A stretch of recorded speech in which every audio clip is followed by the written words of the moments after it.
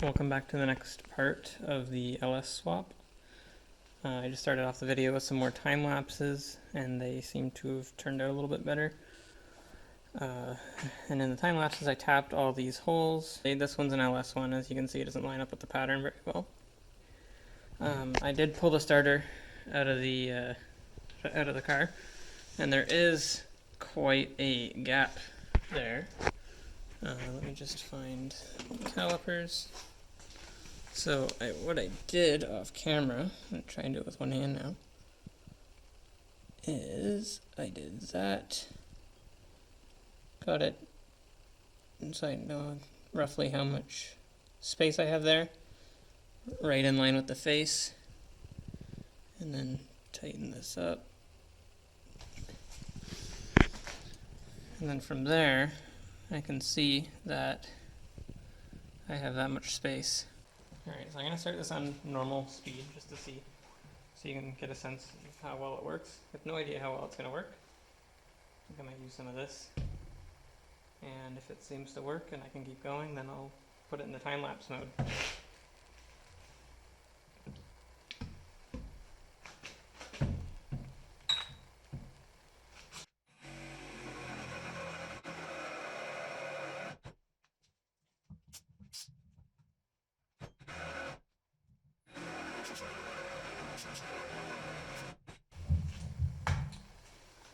Well, it works. I think it's going to be pretty slow going, but I think it's, I don't know, I'm going to try for a couple more minutes and see how it works.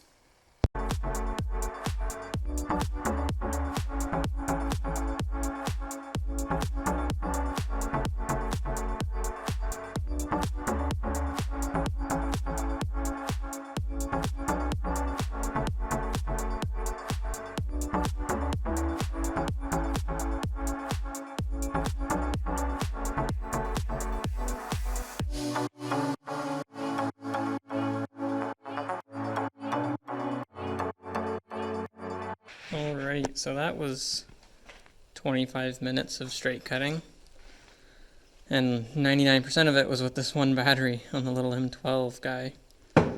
So this is by far from an ideal solution and was very, very annoying, but I already have all the stuff and it just takes time, so I don't know. Cutting out this inner part is going to be a hell of a lot harder than what I just did here. And this other side is going to be pretty much the same, just probably 2 cuts and it'll be close enough.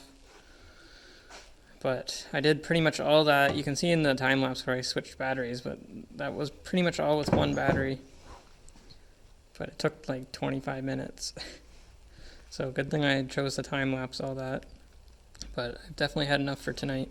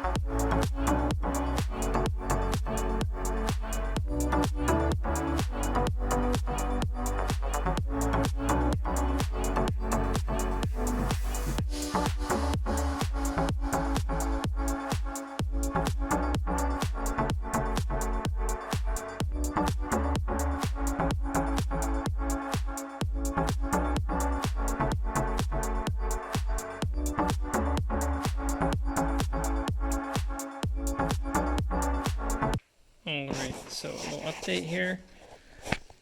Bandsaw made this a lot easier. This is still far from an ideal solution, but it's a hell of a lot better than the Sawzall. You can see I got it cut out, and I just have the 2 starter bolts on right now. As it sits, the adapter plate's just about finished. All the holes for the Subaru pattern are tapped and ready to go. The pins are in, the dowel holes are drilled, and the shape is cut out. It's not pretty, but it's good enough.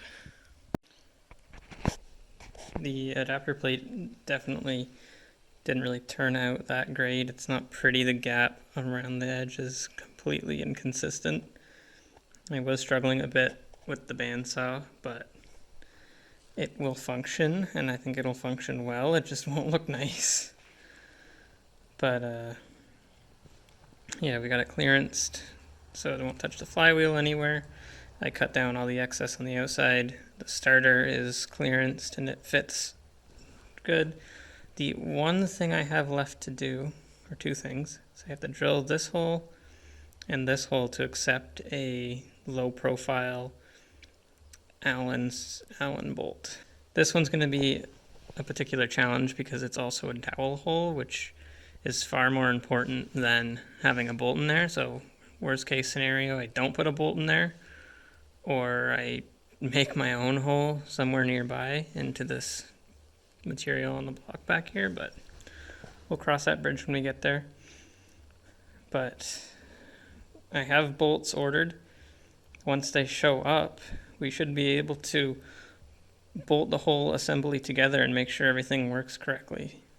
So flywheel, the clutch, and put that transmission on there and see how everything lines up and if there's any changes I need to make. And after that, then I'll have to start mocking it up in the actual engine bay. So I'm really excited to be just about finished the adapter plate so that I can finally move on from it, because it was one of the biggest hurdles in this process so far. But I'm happy with it. I mean, I'm not happy with how it looks, but don't look at it. And as soon as I get that finished, we can pull that out and put this in and see what needs to get cut, what needs to go, what needs to happen. So yeah, thank you guys for watching, and I'll see you in the next one.